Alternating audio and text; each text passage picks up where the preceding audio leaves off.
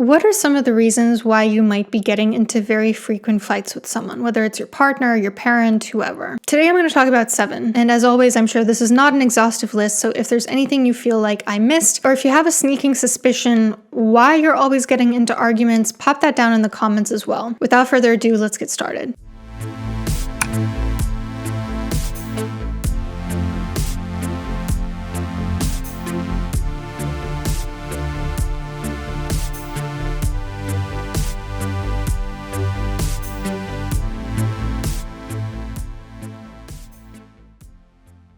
Number 1, you might always be getting into arguments if you feel like you're trying to win at conflict. Now again, notice I say conflict and not arguing or fighting because, as I've said over and over again on this channel, I don't think that fighting or arguing is necessarily healthy. I think that conflict is healthy in relationships, but it doesn't need to look as toxic as it often does. And if you go into a conflict trying to win it, that is probably what turns the conflict into more of a fight. Conflict is ideally just two people coming together who have different needs in the moment and trying to work them out, trying to either find common ground or compromise or to just hear each other out and just agree to disagree. Healthy conflict comes from a place of respect. It comes from a place of both people just wanting to resolve whatever is getting in the middle of them. But unhealthy conflict on the other side is when one person or both treats conflict like it's a game that they can either win or lose and that they're trying very hard to win over the other person. It's basically when you're not arguing in good faith. You're just trying to get a leg up over the other person. Number 2, you might be frequently getting into arguments if you're not listening to what the other person is actually saying. Now, months ago, I made an entire video on people who are simply not listening in relationships. But sometimes it's us who isn't listening. Why? Usually because we feel triggered by something, so we shut down from hearing the other person. So we might, for example, make a straw man out of what the other person is saying. We might put words in their mouth or, sort of distort what they're saying to make them look worse. We might dismiss all their reasoning, like saying, oh, you just have an excuse for everything, don't you, when they're trying to explain their point of view. You can tell you're not listening to what the other person is saying if you can't really accurately summarize what their point is or see their point of view. You're just kind of thinking about the next thing you're going to say that's going to, again, get you to win this conflict. Number 3, you might be getting into frequent arguments if you are always assuming the worst of intentions.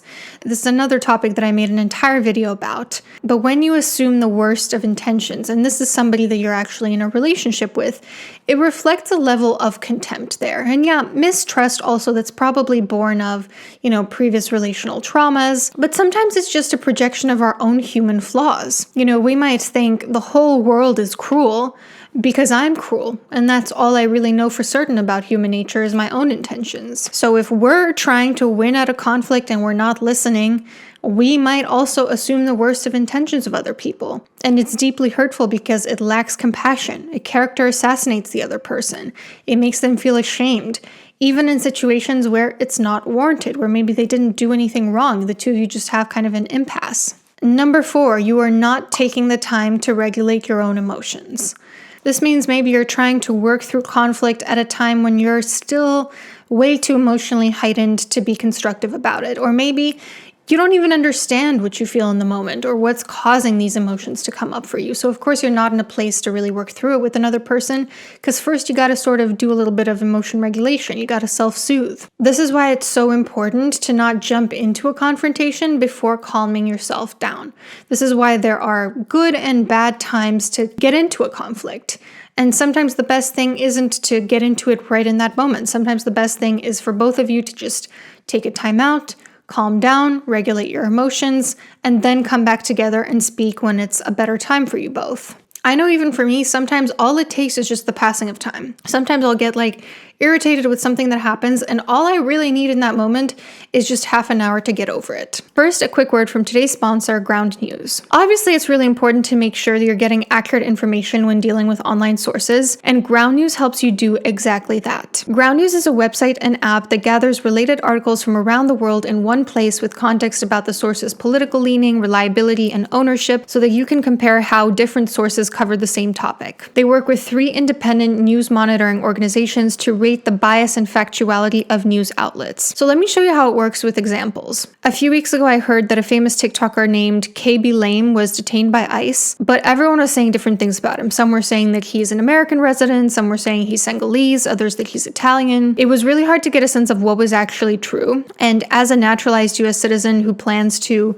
visit the US in the next few months, a lot of what I was hearing was concerning to me, and I wanted to arm myself with the actual facts of the situation. Well, ground news has quickly become my favorite tool for understanding news bias and uncovering inconsistencies between news sources. By looking up KB Lame on Ground News, I discovered he's actually an Italian resident who overstayed his visa in the US. And I was able to compare a summary of what sources who lean left, right, and center had to say about his case. Using the bias comparison feature, it says left-leaning outlets frame KB Lame's detention by ICE as emblematic of a harsh and problematic immigration enforcement. Right-leaning sources highlight his visa overstay and border rules violation, and pivotal divides emerge over the framing of Lame's departure as either coerced or self-deported. You can also see the bias distribution of a particular topic, so like if one side of the political spectrum is covering a topic more than the other side, which is always interesting because it's like, well, why doesn't that side cover it more? So for this one, 30% of the sources were left-leaning, 18% were right-leaning, and 53% were center.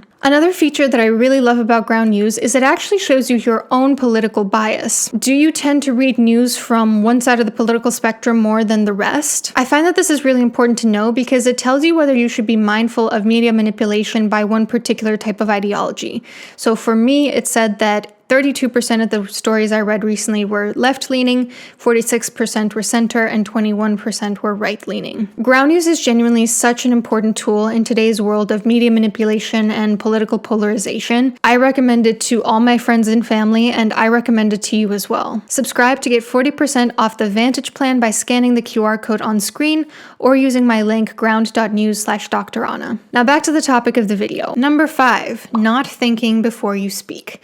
Now this is related to the last point, but if you're not emotionally regulated, you might start to make impulsive attempts at getting rid of the painful feeling. And one of the ways that you might try to get rid of the painful feeling is by saying hurtful things that you later regret. Or you might not be thinking about the best way to formulate how you want to say something to meet your goal in the situation. For example, when I'm feeling angry about something, I'm, needing to respond to someone, I try to sit on it for a few days if I can, because I don't want to sound harsh. And I know in a few days when I read back what I had drafted to that person, I might want to soften it a little. I might think, no, I value this relationship. I don't want to say it like this. I want to say it in a slightly different way, a way that's going to be better received by the other person. So sometimes when we rush things, when we try to communicate before we're ready or before we're emotionally regulated, we end up saying things that we regret and we get into arguments. Number 6 is an unwillingness to apologize. If you're unwilling to apologize, ultimately it shows that you're also unwilling to compromise or to meet people halfway. Because oftentimes it takes two to tango. There's something that person could have done better, and there's usually something that you could have done better as well. But if you have a worldview where you're always right and the other person is always wrong, unfortunately, that's unlikely to be consistent with reality. Unless you're in an abusive relationship, chances are you're overlooking some ways in which you also need to take accountability. And if you don't take accountability, if you never apologize, it's going to be really difficult to overcome arguments because the other person is going to continue to feel hurt. And they're not going to be able to move forward from their emotions without some sort of concession on your part. And lastly, number 7, you might be always getting into arguments if you have an incompatible relationship. This could mean different conflict styles, meaning one of you is maybe avoidant of conflict and the other one is a little bit more direct and confrontational. Maybe different attachment styles where one person is really insecurely attached and is kind of chasing the other person who is insecurely avoidantly attached. Or maybe you just have different goals and different needs in a situation where one person, really needs the house to be tidy and the other person really doesn't like to always be tidying up.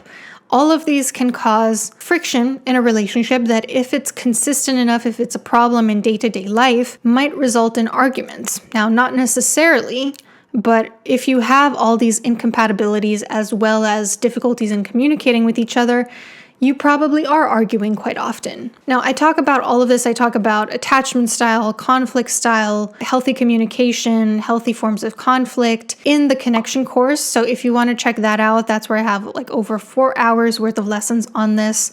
I'll put a link to that up here. Otherwise, if you want to stop arguing so much, stop trying to win at conflict, actually listen to what the other person's saying, stop assuming the worst of intentions, take the time to actually regulate your emotions, think before you speak, be willing to apologize, and consider that maybe you're just in an incompatible relationship. Like I said, what do you think I missed? Pop it down in the comments below. Don't forget to hit subscribe, hit the bell notification button if you haven't already, and I will see you soon. Tell me what you